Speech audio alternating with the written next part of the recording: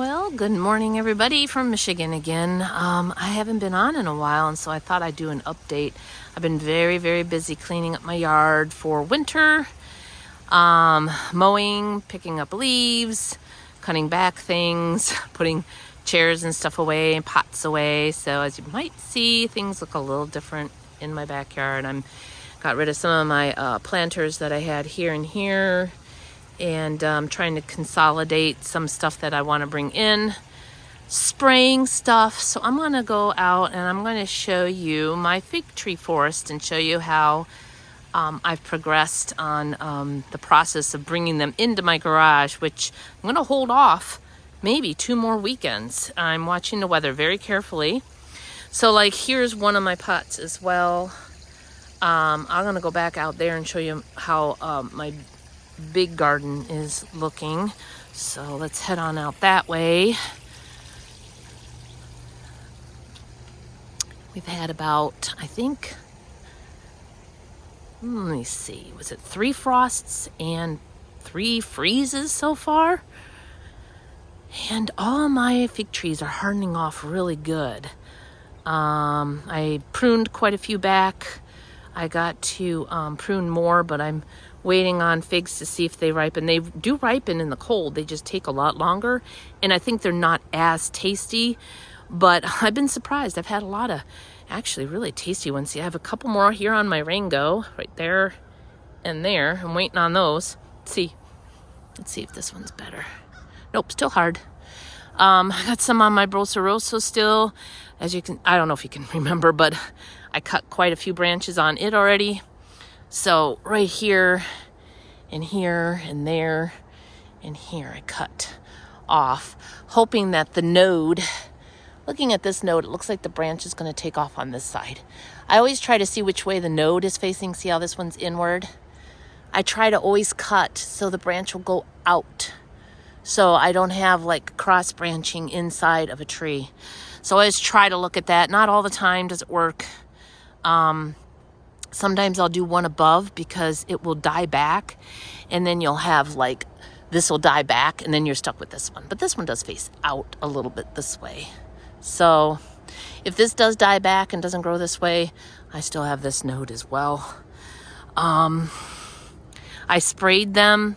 I did a horticultural spray already. I sprayed the base, the trunk, and parts of the branches, not all the way yet, because I still had figs on some of them and I don't want to overspray. But I make sure I walk around and do the other side because, you know, got to get all the way around those puppies. And so I've sprayed them all, and as you can see, most of the leaves are off. Look at that one in the back there. That's Adriatic. He's hanging on to his, but he does have a lot of green growth on him as well. So when I say hardening off, you can kind of, I just tripped on something. You can see how this is kind of light green. This is hardening off. Eventually it'll get to this nice dark, which is better. It won't freeze as easy, but you can see on these guys, this one here, this one is a lot like more green, but a little brown to it. And then this is definitely like greener with a little brown. And the top is very, very green, like this. So like, oops, well, there, we'll just take those leaves off so you can see it better. But you can see how green that is. If I left this out for the winter, this would die back. And I mean, the whole thing will probably die back, but this would definitely die back if it gets too much of a frost. And then I just have to end up cutting it back to wherever it is, which is fine because this is actually too tall. So when this goes dormant completely and hardens off, hopefully more, I am going to cut it down to probably here, about my height. Well, about my eye level, that is. This is about my eye level. So I'll cut it here because I like my trees small. I have to stack them. If you live somewhere else, you can just let them go wild if you want. This one's going to be cut back just a little bit too. I want to try to keep them all around the same height. The Black Madeira, I'm not going to cut back as much because I want to see if it will form a brie bar for me, and maybe I'll get an early crop from it. And this one has such a nice form. I'm probably just going to cut this one branch back a little bit.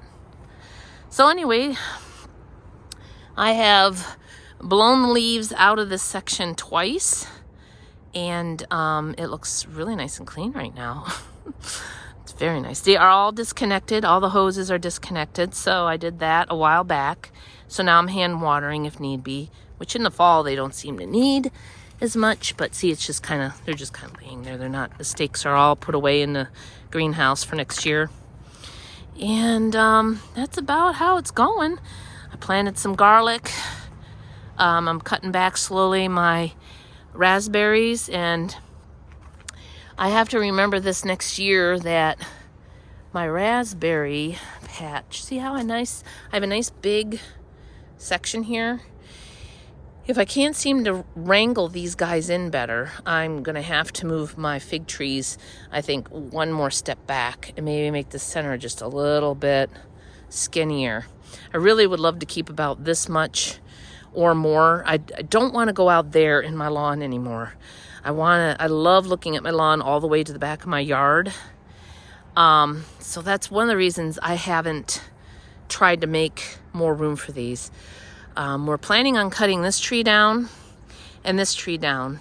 And I hate to do it because it's a linden and this is a birch, which I just love the birch against my pine. But because I want my garden to do better, I have to cut them down. I also have these trees here, which won't get too big because they're dwarf plum varieties. And over here, I have baby persimmons, and they will get big eventually. So as this grows, this tree will be going as well, this pine tree right here. It's just a very dirty, long-needled pine, very pricky. It makes beautiful pine cones, but that needs to go. So anyway, that is kind of some of the plans that we have for this fall. As soon as all the leaves are off and stuff, we're going to drop that tree and this tree. It isn't the first trees we've cut down. That's a whole process in itself, as you probably know if you've done it. But over here I have some cabbage doing better than others. My garlic is all set, which is great. They look really great in their beds. So looking forward to my garlic harvest. I usually do really good with it. Fertilized really, really well. I do see some squirrels trying to get in there. They don't eat garlic, but they do like to disturb things and plant their own little trees and stuff for nuts. So I put this over it. It does deter them. And over here is my baby fig trees, and they are doing really nice. I got a major prune on this one here. I can't have these big branches going to the side. So with this one, I want, you know how like upright more than a bush. I will probably cut these branches here off and this branch here off. And then this one, I am going to root prune the ball. So that means I will pull it out of its pot. I'll actually cut its root system, and then I will turn it so that this will be upright and more straight. And then I'll put more dirt in there. So that's probably one I'm going to do before it goes into. So this here will become, got my camera. This will become more upright like that. And see how I'll have to cut this angle. Oh, I wish I had more hands. But I'll have to cut the angle here like this, the root. In order, let me get back here. Cut it right here on this angle so that this root ball will sit upright. So anyhow, that is one that I'm going to have to work on. And I haven't done it yet either because it has still some fruit. I'm kind of giving up a little hope about this, getting any more off of these. Mainly because my neighbors here have these huge pine trees. And the sun rises here and it sets over here. So I'm getting a lot of shade in the morning here now. This is usually totally full sun when summer and late spring come. So it's perfect for the garden except for fig trees in the late fall. But anyhow, I had a couple little shorts about some of the ones when I came home from my vacation to see my son about eating a couple of these, and I need to post them. So I need to do that. I also need to clean up this bed a little bit more.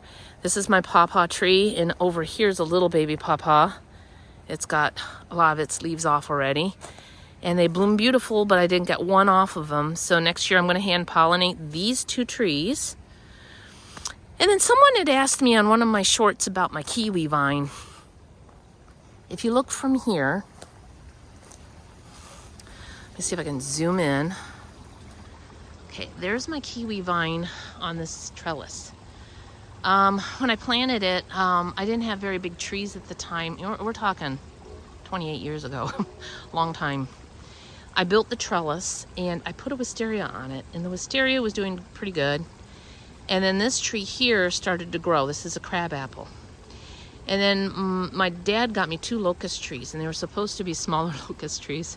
Well, they ended up being like 60 feet tall, huge.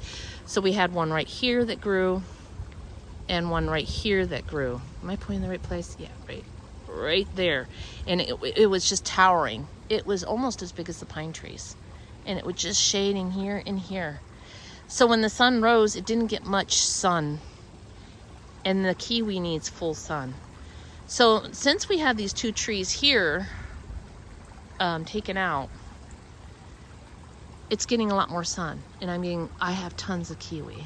So I'm going to walk up there and I'll show you how my kiwi vine is doing. And I'm telling you, the kiwis off of there are delicious. So let me go walk up there and show you that. All right, so here is the kiwi vine. And we do have to prune it 2 to 3 times a year because it gets these like little suckers. And I've had them where it's gotten up into the wire here and grown, and I had to cut it out, and that's really hard to cut out, you know, because you don't want to cut the lines for some of this cable. No more TV. But you have to be very careful about it and pull and stuff like that. It didn't get up into the electrical. That's really high. But anyway, this here is where the kiwis are, and they are so delicious. In the spring or summer, more late summer, they would fall, and then they, you know, that's when they were ripe. So I had to pick them off the ground. But now with a couple freezes and that, they are so delicious off the vine. I cut quite a few off. I have cleaned this up a little bit, but they're delicious off the vine. They're just like the most tastiest grape or kiwi you've ever had. They're just boom, just tons and tons of taste. So like down here, I can see the squirrels. Here, the squirrel ate half of it, and he's throwing part of it down.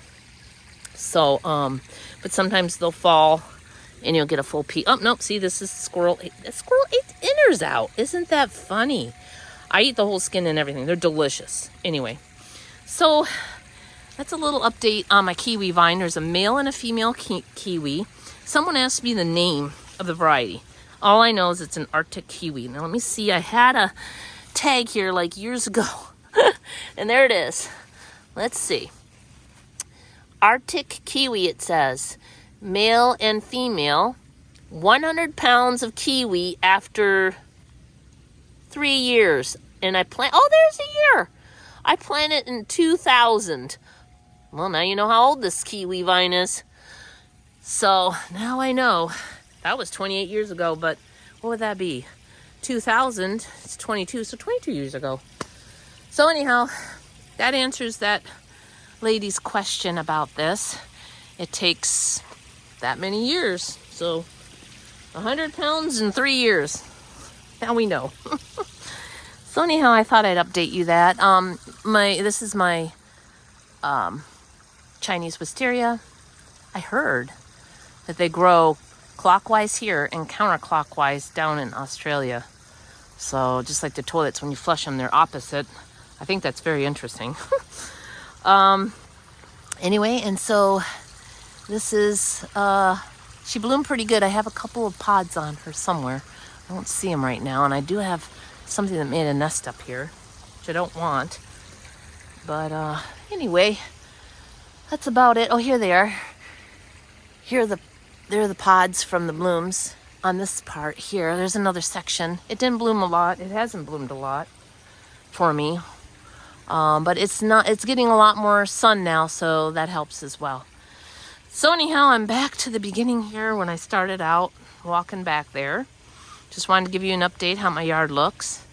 I think it just looks so nice. My burning bush doesn't look as pretty anymore. Michigan was just on fire for color this year. It was just gorgeous.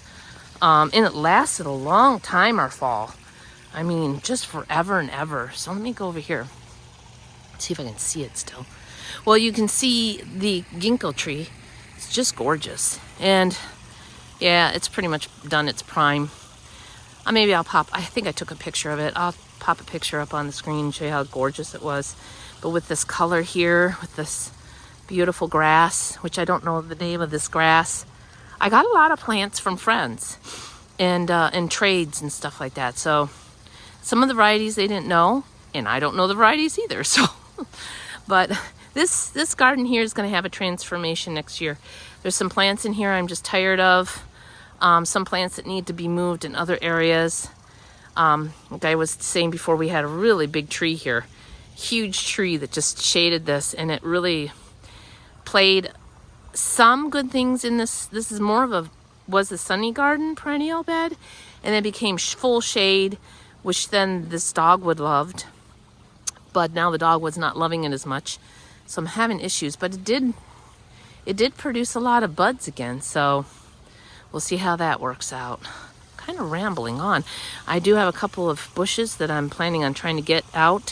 One is here is a Japanese wisteria. Don't know the variety exactly. Had a really deep purple bloom, but it just got so big and so hard to keep up that this is kind of an area I need to transform as well. So I'm going to try and work on that. I have an old lilac here, an old original lilac that blooms, I think, purple too. It's been a long time. So this area here is going to need a really big up-to-do. And this is a viburnum. They make viburnums a little different now. If you get a viburnum, oh, be careful when you prune them. If you breathe it in, it'll actually make you gag, throw up. It's that bad. And it's very itchy to the skin. So this particular viburnum, I do not like. My dad gave me 2 of them. He loved viburnums. I don't like using them at all. So anyway, this is the viburnum. They have a very, well, rough leaf. And they get these really pretty blooms on them though. But I think they come out with a viburnum that isn't so, I don't know, toxic to your lungs. But anyhow, this is that. And anyhow, this is an area I'm going to work on. And I just see that my neighbor's ball is here. How it got there, I don't know. I wonder if a squirrel took it. Isn't that funny? Look at that. It's like it's shoved into the bush. I'll have to throw it over the fence. I'm sure it must be my neighbors here. They got a little boy. Anyway, so I think I better end the video here. I hope you all have a great day, and I'll try to give you another update when I'm ready to haul all those figs into the garage. So, bye-bye. Got the ball. I'll make sure I get it over the fence here. There we go. Into the yard. There we go.